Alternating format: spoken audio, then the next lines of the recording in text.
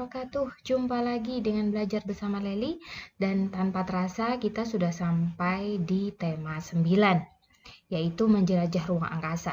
Nah, kali ini Ibu akan mengajak kalian untuk belajar bersama bahasa Indonesia, khususnya menyebutkan tokoh utama dan tokoh tambahan dalam teks fiksi. Namun sebelumnya, seperti biasa, siapkan alat tulis kalian dulu ya. Kita awali dengan cerita, itu ada dua, yaitu teks fiksi dan teks non-fiksi. Apa sih yang dimaksud dengan teks fiksi?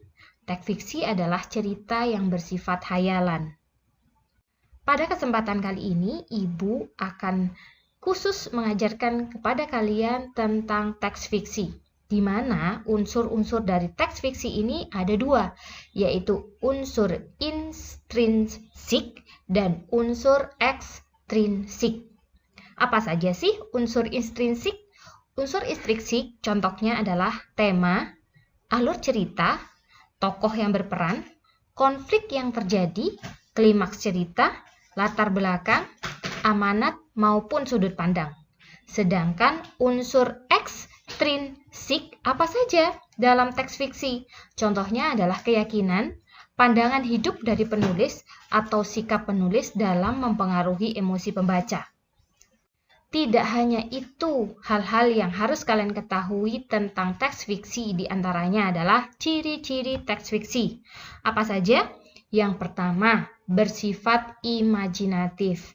Artinya, teks fiksi ini adalah sebuah cerita yang ditulis memiliki daya hayal yang bisa dirasakan oleh pembacanya. Kemudian, tersirat sebuah kebenaran. Artinya, di dalam teks fiksi harus memuat sebuah kebenaran, meskipun kebenaran tersebut tidak harus secara mutlak adanya. Berikutnya apa? Ciri-ciri yang lain adalah kata-kata yang bersifat konotatif. Teks fiksi lebih baik jika menggunakan kata-kata yang bersifat konotatif, artinya setiap kata yang dituangkan memiliki arti yang bukan sebenarnya. Contohnya adalah kata kambing hitam, yang memiliki makna orang yang disalahkan atas sebuah peristiwa. Apalagi sih ciri-ciri dari teks fiksi? Ciri-ciri teks fiksi berikutnya adalah sistematika penulisan yang fleksibel. Tidak ada urutan khusus dalam penulisan teks fiksi. Ceritanya lebih cenderung mengalir sesuai dengan imajinasi penulis.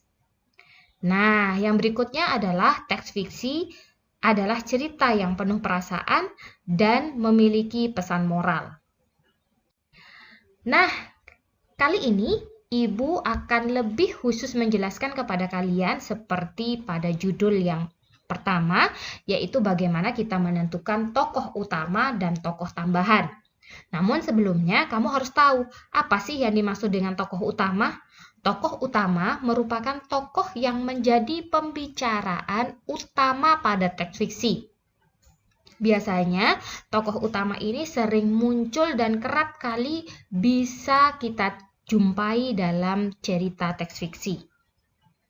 Dan apa pula yang dimaksud dengan tokoh tambahan? Tokoh tambahan merupakan tokoh yang mendukung tokoh utama, atau yang disebut dengan figuran tokoh tambahan. Nah, agar kalian lebih paham bagaimana menentukan tokoh utama dan tokoh tambahan ini, berikut Ibu sudah berikan contoh soal. Coba kalian perhatikan baik-baik. Pembuatan candi kurang satu, tetapi apa hendak dikata? Roh halus berhenti mengerjakan tugasnya dan tanpa bantuan mereka tidak mungkin Bandung Bondowoso menyelesaikannya. Keesokan harinya, waktu Bandung Bondowoso mengetahui bahwa usahanya gagal, bukan main marahnya. Dia mengutuk para gadis di sekitar Prambanan. Tidak akan ada orang yang mau memperistri mereka sampai mereka menjadi perawan tua. Sedangkan Roro Jonggrang sendiri dikutuk menjadi arca. Ini adalah sepenggal cerita tentang fiksi yang bercerita tentang Candi Prambanan. Nah, siapakah tokoh utama kutipan cerita tersebut? dari pilihan A. Roro Jonggrang, B. Bandung Bondowoso, C. Para Gadis, D. Perawan Tua. Manakah dari cerita tersebut yang menonjol, sering dibicarakan dalam cerita tersebut? Coba kalian amati. Ada kata-kata yang berulang-ulang ada pada teks fiksi atau ada pada cerita. Siapakah yang menjadi tokoh utama dalam cerita tersebut? Ya, yang menjadi tokoh utama dalam kutipan cerita tersebut adalah Bandung Bondowoso. Nah, bagaimana anak-anak?